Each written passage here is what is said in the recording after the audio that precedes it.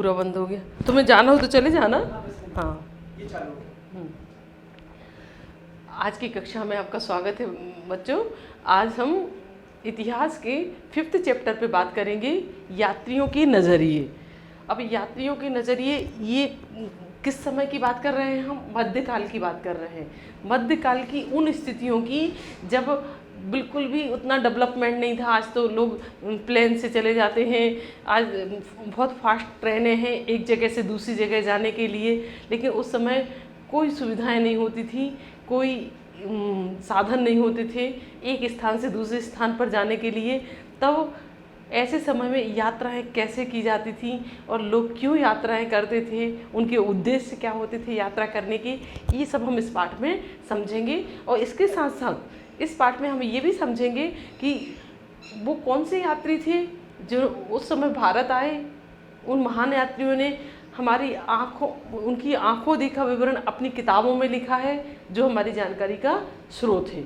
तो उन 3-4 यात्रियों की पर हम आज इस चैप्टर में चर्चा करने जा रहे हैं, और उससे संबंधित क्वेश्चनों पर भी मैं आपका ध्यान आकर्षित करूंगी कि कौन से क्वेश्चन ऐसे हैं जो आपके सिलेबस में अक्सर पूछे जाते हैं। पर्टिकुलर व्यक्ति से रिलेटेड कि वर्नियर ने सती प्रथा के बारे में क्या कहा, तो अल-बरूनी ने जाति व्यवस्था के बारे में क्या बताया, तो उन क्वेश्चनों पे भी अभी अपन चर्चा करेंगे। तो आज हम आपको ले चलते हैं यात्रियों के नज़रिए, मतलब यात्रियों ने, उन मध्यकाल के यात्रियों ने हमारे भारत को कैसा देखा। अब आता है, सबसे पहले हम अब चर्चा करेंगे अल-बरूनी के बारे में कि अल-बरूनी कहाँ के थे, उनका परिचय बताऊंगी मैं आपको। फिर अल-बरूनी ने भारत के बारे में क्या कहा। अल-बरूनी का जन्म उज़्बेकिस्तान में स्थित ख्वारिज़्म में हुआ था। मतलब ये मध्य एशिया के थे। उज़्बेकिस्तान में एक स्थान है ख्वारिज़्म, वहाँ 973 ईस्वी में इनका जन्म हुआ था। तो जीवन परिचय भी इतना एक लाइन में अगर आप याद रख सके तो अच्छा है, क्योंकि ये क्वेश्चन 2 नंबर में 1 नंबर में पूछ सकते हैं कि स्थान पूछ सकते हैं, समय पूछ सकते हैं। तो ख्वारिज़्म में इनका जन्म हुआ था 973 में। अल-बरूनी सीरियाई, हिब्रू, फारसी और संस्कृत भाषाओं के ज्ञाता थे। देखो, एक मुसलमान होना के बाद भी उन्होंने भारत में आकर भारत के ग्रंथों को पढ़ने के लिए संस्कृत भाषा का अध्ययन किया, ये बड़ी बात है। जबकि हम आज भी संस्कृत बहुत थोड़ी सी जानते हैं, हम उसको डीप में आज भी स्टडी नहीं करते हैं, लेकिन संस्कृत के ग्रंथों को वो समझ सके इसके लिए उन्होंने खुद संस्कृत सीखी। तो इन भाषाओं का उनको ज्ञान था। अब हम चलते हैं कि मोहम्मद गजनबी, यहाँ चूँकि थोड़ा गलत छपा है, मोहम्मद गजनबी 1917 ईस्वी में अल-बरूनी को अपने साथ गजनी ले गया था। आपको महमूद गजनबी के बारे में तो पहले से भी पता है कि भारत में भी उसने 17 बार आक्रमण किए थे। सोमनाथ के मंदिर पर ही 17 बार आक्रमण किया है। तो मोहम्मद गजनबी 1917 में अल-बरूनी को गजनी ले गया और 70 वर्ष की उम्र में अपनी शेष आयु मतलब मृत्यु तक अल-बरूनी गजनी में ही रहा। अल-बरूनी ने लेखन कार्यों में अरबी भाषा का प्रयोग किया है। ये बेटा आपको पूछा जाएगा, आपको ये दे दिया जाएगा कि अल-बरूनी ने अपना साहित्य कौन सी भाषा में लिखा। 4 भाषाएं कोई सी भी दे दी जाएंगी। अब 4 भाषाएं मत देखो, बस अरबी याद रखो कि अल-बरूनी ने अरबी भाषा में अपने साहित्य का प्रयोग किया। मतलब जब साहित्य लिखा है तो वो अरबी भाषा में लिखा है। बस अरबी शब्द याद रखो कि अल-बरूनी ने अरबी भाषा का प्रयोग किया। अब अल-बरूनी ने अरबी भाषा में किताब उल हिंद की रचना की। ये उनका महान ग्रंथ है अल-बरूनी का। ये भी आपको जोड़ी में पूछा जाता है कि अल-बरूनी ने कौन से ग्रंथ की रचना की, तो अल-बरूनी ने किताब उल हिंद की रचना की। किताब उल हिंद ये उसका ग्रंथ था, इसको याद रखना, उसकी भाषा को याद रखना, क्योंकि ये 2 क्वेश्चन अक्सर आते हैं। अब नेक्स्ट चलते हैं अपन कि अल-बरूनी के अनुसार फारस के वर्ग मतलब फारस का समाज कैसा था। उस जिस समय अल-बरूनी का जन्म हुआ उस समय फारस में समाज में कितने वर्ग थे, तो 4 वर्ग थे। अल-बरूनी के अनुसार फारस में के समाज में 4 वर्ग थे। कौन कौन से? पहला घुड़सवार और शासक वर्ग। मतलब उनके यहाँ अपनी तरह जाति व्यवस्था नहीं थी, उनके यहाँ 4 वर्गों में समाज बटा हुआ था। पहला घुड़सवार और शासक वर्ग, दूसरा अनुष्ठानिक पुरोहित तथा चिकित्सक वर्ग, और तीसरा खगोल शास्त्री तथा वैज्ञानिक, और चौथा वर्ग था कृषक तथा शिल्पकार। तो ये 4 वर्ग थे, सबके अपने अपने, जैसा आपको नाम से ही विदित हो रहा होगा कि शासक का काम शासन करना था, साम्राज्य का विस्तार करना था, जनता की देखभाल करना था। जो अनुष्ठानिक पुरोहित होते थे धार्मिक क्रियाकलाप कराते थे, चिकित्सक वैद्य का काम, रोग उपचार का काम करता था, खगोल शास्त्री और वैज्ञानिक लोग नई नई खोजें अर्थ से संबंधित, प्रकृति से संबंधित और ग्रह नक्षत्रों से संबंधित करते थे, और कृषक और शिल्पकार खेती किसानी और व्यापार और वस्तुओं को के निर्माण का काम करते थे। अब अगला आता है एक महत्वपूर्ण क्वेश्चन जो अलबरूनी ने उठाया कि जाति व्यवस्था के संबंध में ब्राह्मणवादी व्याख्या क्या है, और अलबरूनी ने इसको किस तरह से देखा। तो जाति व्यवस्था के संबंध में ब्राह्मणवादी व्याख्या मानने के बावजूद भी वो कहते थे कि हाँ ठीक है, ब्राह्मणवादी व्यवस्था में ब्राह्मणों ने समाज को 4 वर्णों में बांटा था कि ब्राह्मण, क्षत्रिय, वैश्य और शूद्र। तो ब्राह्मणवादी व्याख्या तो ये थी, समाज 4 वर्णों में या वर्गों में बटा था इस तरह से। लेकिन अलबरूनी का एक मानना था कि हाँ ठीक है, ब्राह्मणवादी व्यवस्था अपनी जगह ठीक है, लेकिन इसके बाद भी अलबरूनी ने ये कहा कि अपवित्रता की मान्यता को अस्वीकार किया, कि कोई भी वस्तु, कोई भी व्यक्ति सदा अपवित्र नहीं होता है। तो अपवित्रता की मान्यता को उन्होंने अस्वीकार किया। उसने लिखा कि हर वस्तु जो अपवित्र हो जाती है अपनी मूल स्थिति को पुनः प्राप्त करने का प्रयास करती है। अगर कोई वस्तु अपवित्र हो भी जाती है तो वो अपनी मूल स्थिति को प्राप्त करने का हमेशा प्रयास करती है। 2 उदाहरण दिए थे उन्होंने, सूर्य हवा को स्वच्छ करता है और समुद्र में नमक पानी को गंदा होने से बचाता है। सूर्य का काम है हवा को स्वच्छ रखना, और समुद्र में जो नमक होता है वो पानी को गंदा होने से बचाता है।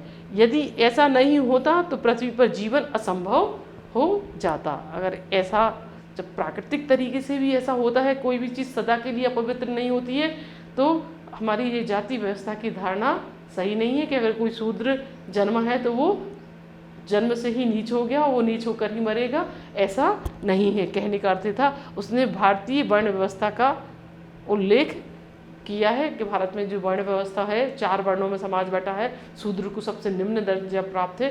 तो कोई भी वस्तु जब हमेशा अपवित्र नहीं रह सकती है तो कोई व्यक्ति भी हमेशा अपवित्र या नीचा नहीं हो सकता। हर व्यक्ति या वस्तु जब अपने को अच्छी स्थिति में लाने का प्रयास करती है, क्योंकि प्रकृति भी ऐसा ही करती है, तो फिर ये धारणा गलत है। तो जाति व्यवस्था के संबंध में उसके ये विचार थे। भारत की जाति व्यवस्था के संबंध में ये उसके विचार थे कि अपवित्रता का सिद्धांत सही नहीं है। अब है संस्कृत भाषा के संबंध में क्या कहा उसने। संस्कृत भाषा के विषय में अलबरूनी लिखता है कि यदि आप संस्कृत सीखना चाहते हैं तो यह आसान नहीं है। संस्कृत में एक वस्तु के लिए कई शब्द मूल और व्युत्पन्न दोनों प्रयुक्त होते हैं। एक ही शब्द का प्रयोग कई वस्तुओं के लिए किया जाता है। तो संस्कृत इतनी आसान भाषा नहीं है, इसको सीखना बहुत आसान नहीं है, क्योंकि एक ही शब्द कई वस्तुओं के लिए यहाँ प्रयुक्त होता है। जैसे कनक का अर्थ धतूरा भी होता है और कनक का अर्थ सोना भी होता है। अब आता है अलबरूनी को यात्रा के दौरान किन अवरोधों का सामना करना पड़ा। तो अलबरूनी जब भारत की यात्रा पे निकला तो उसको सबसे पहली दिक्कत तो अलबरूनी की यात्रा के दौरान जो उसको दिक्कतें आई, सबसे पहली दिक्कत तो उसको भाषा की ही आई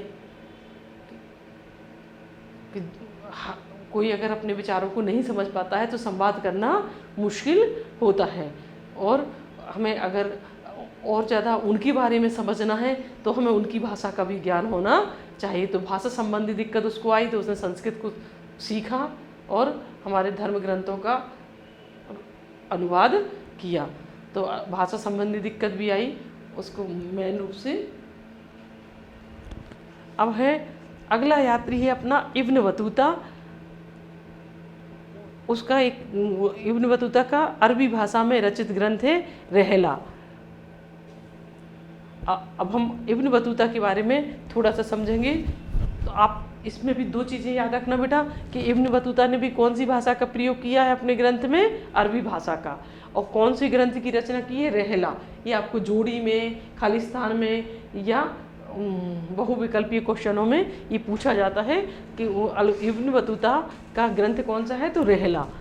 अब इब्न बतूता के बारे में कि इब्न बतूता कौन था। इब्न बतूता वो यात्री था जिसको हटीला यात्री कहा है। हटीला क्यों, जिद्दी, जिसने जितनी भी यात्राएं की उसने सबसे ज़्यादा यात्राएं की हैं इब्न बतूता ने, और बहुत मुसीबतों का सामना किया है अपनी यात्रा में। कभी वो मरते मरते बचा, कभी वो रोग का शिकार हो गया, तो कभी उसे डाकुओं ने लूट लिया, लेकिन तब भी उसने यात्रा करना नहीं छोड़ा। तो इब्न बतूता के बारे में कि इब्न बतूता का अरबी भाषा में रचित रहला नामक यात्रा वृत्तांत 14वीं सदी में भारतीय उपमहाद्वीप की सामाजिक सांस्कृतिक जीवन का प्रचुर एवं रोचक जानकारियाँ देता है। मतलब इब्न बतूता के ग्रंथ रहला से हमें 14वीं सदी के भारत की सामाजिक और सांस्कृतिक स्थितियों का पता चलता है। क्या पता चलता है, तो भारत की यात्रा के पूर्व अल-बरूनी कहाँ कहाँ गया।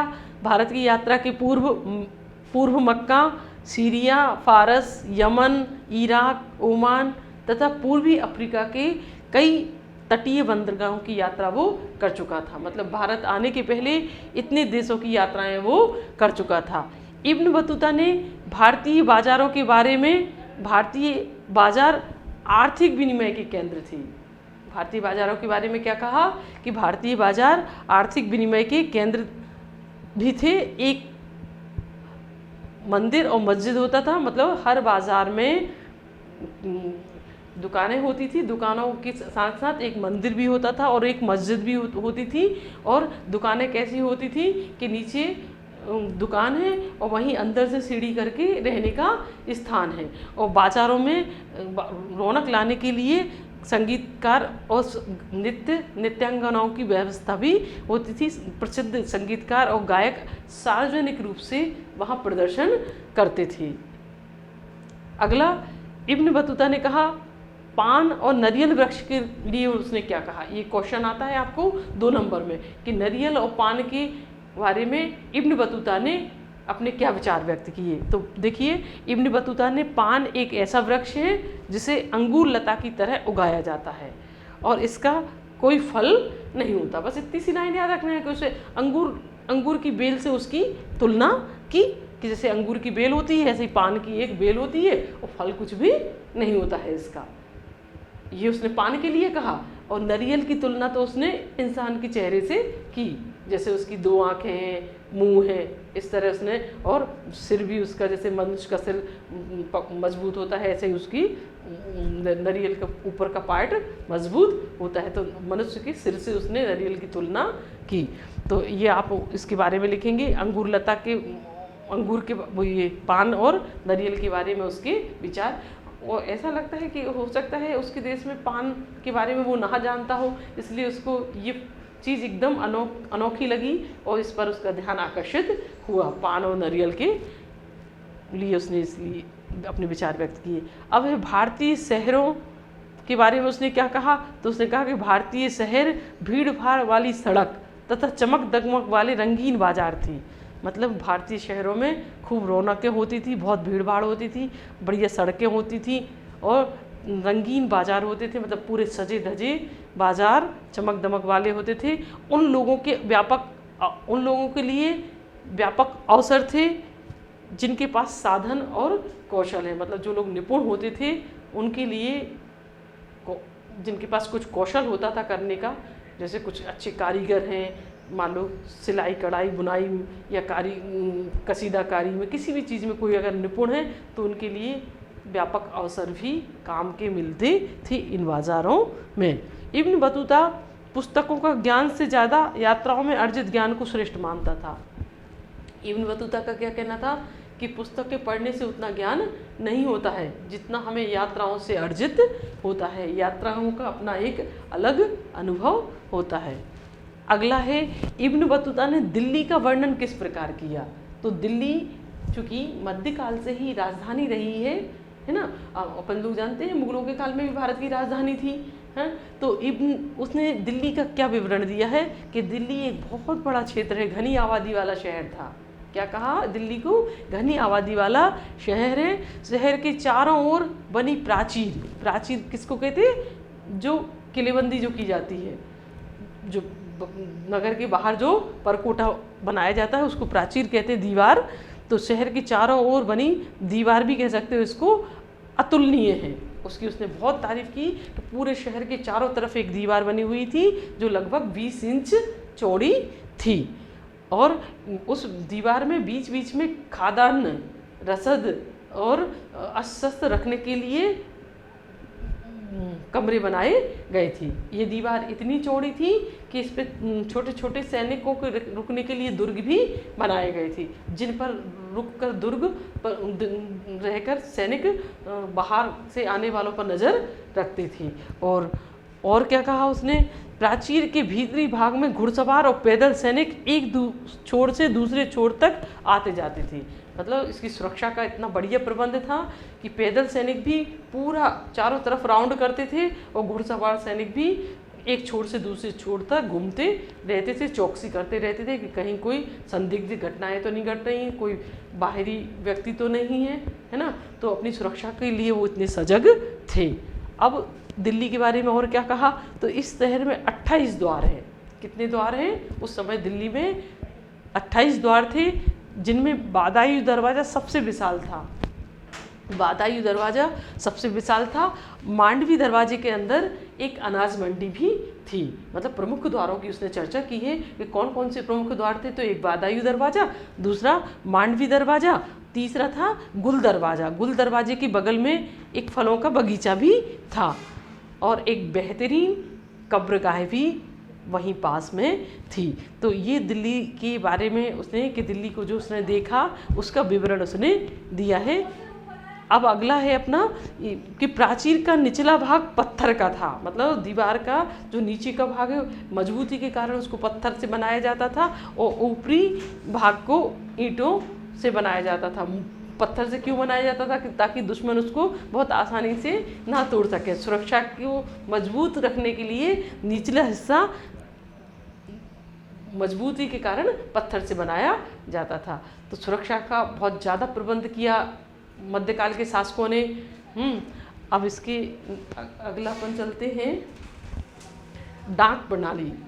इब्न बतूता ने भारत में उस समय की डाक प्रणाली की बहुत ज़्यादा तारीफ की है। उसने डाक प्रणाली इतनी उत्तम कोटि की थी कि जितनी उसने कहीं भी नहीं देखी। तो उसने देखो क्या कहा है कि भारत की में एक जगह से दूसरी जगह मैसेज भेजने के लिए अच्छी डाक प्रणाली मध्यकाल के शासकों ने विकसित की थी। उसने क्या उल्लेख किया कि भारत में 2 प्रकार की डाक प्रणालियाँ थीं। मतलब बहुत तुरंत गति से डाक अपने गंतव्य स्थान तक पहुंचाने के लिए जो प्रणाली विकसित की थी उसकी उसने बहुत ज़्यादा तारीफ की है। क्या कहा है? 2 प्रकार की डाक प्रणालियाँ थीं। एक अश्व डाक, अश्व डाक मतलब घोड़े से जो डाक पहुंचाई जाती थी उसको उलूक कहते थे। उलूक, अश्व डाक जिसे उलूक कहा जाता था। मतलब घोड़ा जो पत्र या मैसेज लेकर जाता था उसको उलूक व्यवस्था कहते थे, उलूक डाक कहलाती थी वो। हर 4 मील की दूरी पर स्थापित राजकीय घोड़ों द्वारा चालित होती थी। मतलब हर 4 मील पर एक घोड़ा खड़ा रहता था। तो यहाँ से जब घोड़ा चलेगा तो अगले 4 मील पर दूसरा घोड़ा तैयार रहेगा, वो उससे मैसेज लेगा, फिर अगले 4 मील तक वो चलेगा, फिर उसको अगले को मैसेज देगा। इस तरह वो गंतव्य स्थान तक पहुँचते थे। अब दूसरी डाक व्यवस्था थी पैदल डाक व्यवस्था।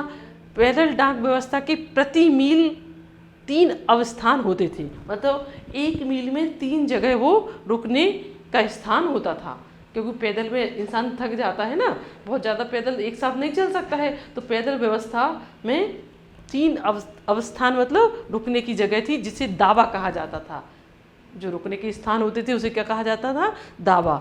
और हर 1 मील का 1/3 होता था। एक दावा हर 1 मील का 1/3 होता था। हर 3 मील पर एक घनी आबादी वाला गांव होता था, जिसके बाहर कार्य को प्रारंभ करने के लिए 2 मंडप बने होते थे। और उन मंडप में लोग तैयार बैठे रहते थे। जब पैदल डाक व्यवस्था वाला एक स्थान से संदेश लेकर चलता था तो वो अपने एक हाथ में घंटी, एक हाथ में तो पत्र लिए रहता था और दूसरे हाथ में एक छड़ में घंटी लगी रहती थी, वो लेकर पूरी रफ्तार के साथ दौड़ता था जब तक उसका दावा नहीं आ जाता था। और घंटी की आवाज़ चूँकि बाहर से ही सुनाई देती थी, दूर से ही, बहुत दूर से सुनाई देती थी, तो मंडप में बैठे हुए लोग तैयार बैठे रहते थे। जैसे ही वो पहुंचता था उसके हाथ से पत्र लेकर वो स्पीड में दौड़ना शुरू कर देते थे और ये प्रक्रिया तब तक चलती थी जब तक वो अपने गंतव्य स्थान तक नहीं पहुंच जाते थे। तो ये भारत की उस समय की डाक प्रणाली थी। और ऐसा कहा जाता है कि इतनी बढ़िया व्यवस्था थी, कई बार अश्व डाक से, पैदल डाक से ज़्यादा तेज़ पैदल डाक होती थी, अश्व डाक से उससे ज़्यादा तेज़ी से सफ़र करके और डाक पहुंचाई जाती थी, मतलब ज़्यादा जल्दी पहुंच जाती थी, क्योंकि वो लोग अपने शॉर्टकट भी अपनाते होंगे ना कि पैदल वाले कि कहाँ से जाना है। तो ये व्यवस्था इतनी उत्तम थी। अब आता है अपना बर्नियर का तीसरा यात्री था अपना बर्नियर। बर्नियर फ्रांस का रहने वाला, इसका पूरा नाम था फ्रांसवा बर्नियर और पेशे से ये डॉक्टर था, चिकित्सक और राजनीतिक भी था, दार्शनिक भी था और एक इतिहासकार भी था। इतने सारे गुणों से संपन्न व्यक्ति था फ्रांसवा बर्नियर। फ्रांस का रहने वाला था, डॉक्टर था, चिकित्सक था, हाँ डॉक्टर को ही चिकित्सक कहते हैं, और दार्शनिक था, इतिहासकार भी था। तो बर्नियर ने किन किन चीज़ों पे फोकस किया है? बर्नियर ने मुगल कालीन शहरों को शिविर नगर कहा। एक क्वेश्चन आता है आपको कि शिविर नगर किसे कहा जाता है, तो आप क्या लिखेंगे कि मुगल कालीन शहरों को बर्नियर ने शिविर नगर कहा। शिविर नगर से उसका आशय या अर्थ क्या है? उन नगरों से है जो अपने अस्तित्व में बने रहने के लिए राजकीय शिविर पर निर्भर थे। इसको थोड़ा सा और समझ लो बेटा कि बर्नियर का ये कहना था कि जब मुगल कहीं अपना शिविर लगाते थे, मतलब युद्ध के दौरान या कहीं यात्रा में जब वो अपना शिविर लगाते थे तो आसपास पूरा नगर जैसा बस जाता था, दुकानें लग जाती थी तरह तरह की और पूरा माहौल बिल्कुल शहर जैसा हो जाता था। बहुत सारी दुकानें लग जाती थी और मेले जैसा माहौल वहाँ हो जाता था। लेकिन जैसे ही उनके शिविर, राजा का, सुल्तानों के शिविर उठते थे, वैसे ही सब खत्म हो जाता था। तो इसलिए मुगल कालीन शहरों को उसने शिविर नगर कहा है। बर्नियर का ग्रंथ travels in the Mughal empire अपने गहन प्रेक्षण और चिंतन के लिए उल्लेखनीय है। तो जैसे हम अल-बरूनी का किताब उल हिंद याद रखेंगे, इब्न बतूता का रहला याद रखेंगे, इसी तरह हम बर्नियर के travels in the Mughal empire को भी याद रखेंगे, जो बर्नियर ने अपनी यात्रा का विवरण इस ग्रंथ में लिखा है। इसलिए हम इसको भी याद रखेंगे क्योंकि जोड़ी में, एक नंबर में, फिल इन द ब्लैंक्स में ये क्वेश्चन पूछ सकते हैं। अब आता है बर्नियर ने अपनी यात्रा वृत्तांत में भारत की तुलना यूरोपीय देशों से की। उसने भारत की तुलना किससे की? यूरोपीय देशों से, और अपनी कृति फ्रांस के शासक लुई 14वें को समर्पित की। ये भी क्वेश्चन आता है एक कि अपनी इस रचना को, जो travels in the Mughal empire है, ये उसने किसको समर्पित की थी? फ्रांस के शासक लुई 14वें को समर्पित की। उस समय फ्रांस का शासक लुई 14वां था तो उसको समर्पित की थी। ये भी एक नंबर में आता है, तो इसको भी आप याद रखने का प्रयत्न करना कि ये भी लुई 14वां आपको याद रहे। अगला है, बर्नियर ने कहा शिल्पकारों के पास अपने उत्पादों को बेहतर बनाने का कोई प्रोत्साहन नहीं था क्योंकि मुनाफे का अधिग्रहण राज्य के द्वारा कर लिया जाता था, इसलिए उत्पादन हर जगह पतोन्मुख था। ये कहने का क्या तात्पर्य है? इसको ज़रा समझ लो सरल भाषा में कि क्या कहना चाह रहा है बर्नियर। बर्नियर ये कहना चाह रहा है कि चूँकि भारत में उस समय कृषि भूमि जो थी उसका मालिक राजा होता था, इसलिए किसान लोग अपने खेतों में बहुत मेहनत उत्पादन बढ़ाने के लिए नहीं करते थे। क्यों? क्योंकि वो भूमि उनकी निजी नहीं होती थी।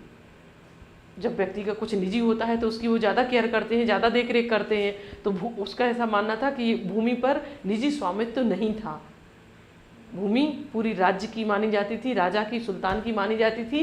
इसलिए जो कृषक लोग होते थे वो उतने उत्साह के साथ कृषि नहीं करते थे, या और कृषि को विकसित करने के लिए नए नए तौर तरीके नहीं अपनाते थे। इसलिए क्योंकि जितना भी पैदा होता था ज़्यादातर राजा वसूल कर लेता था राजस्व के रूप में, उनके पास कुछ नहीं बचता था। इसलिए उत्पादन हर जगह पतोन्मुख था, मतलब गिरता जा रहा था। अगला है अपना भूमि संबंधी। तो राजकीय भू स्वामित्व के कारण सुधारक अपने बच्चों को भूमि नहीं दे सकते थे, इसलिए वे उत्पादन के स्तर को बनाए रखने और उसमें बढ़ोतरी के लिए दूरगामी निवेश के प्रति उदासीन थी। ऐसा बर्नियर का मानना है भूमि के संबंध में। बर्नियर के क्या विचार है भूमि के संबंध में? क्वेश्चन तुम्हें ऐसे पूछे, भूमि संबंधी बर्नियर के विचार लिखिए कि राजकीय स्वामित्व मतलब राजा का अधिकार, राजा उसका मालिक, स्वामित्व मतलब होता है मालिक, के भूमि का मालिक राजा होता था। इसलिए किसानों को ये बात पता होती थी कि ये भूमि हमारी नहीं है, हम अपने बच्चों को उत्तराधिकार में, हमारे मरने के बाद ज़रूरी नहीं हमारे बच्चों को मिले। इसलिए वो उत्पादन के स्तर को अच्छा बनाए रखने के लिए कोई भी दूरगामी निवेश नहीं करते थे, उसके प्रति उदासीन रहते थे। इस प्रकार निजी भू स्वामित्व के अभाव ने बेहतर भू सुधारकों के वर्ग के उदय को रोका।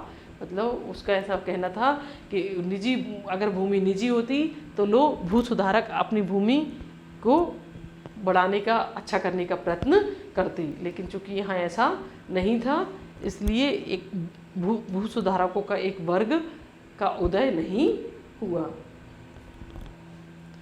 अगला है बर्नियर का ही कि बर्नियर के अनुसार ग्रामीण समाज की स्थिति कैसी थी, ग्रामीण समाज के बारे में उसने क्या देखा और उसने क्या विचार व्यक्त किए।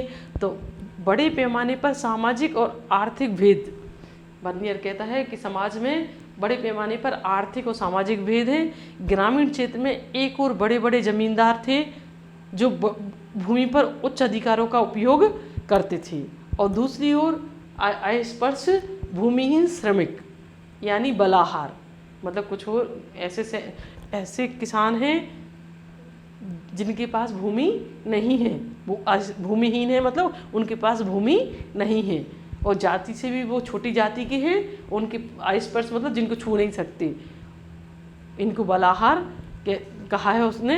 इन दोनों के बीच बड़ा किसान जो किराए की श्रम का उपयोग करता था, छोटे किसान जो कठिनाई से जीवन यापन लायक पैदावार करते थे। छोटे किसानों की हालत ये थी कि बहुत कठिनाई से बस उतना ही पैदा कर पाते थे जिससे उनका जीवन आसानी से चल सके। अगला है अपना सती प्रथा के बारे में बर्नियर ने क्या कहा। तो बर्नियर ने अपना आंखों देखा, बर्नियर ने चलो कर दो, तो ये नए उसमें से चलो ठीक है।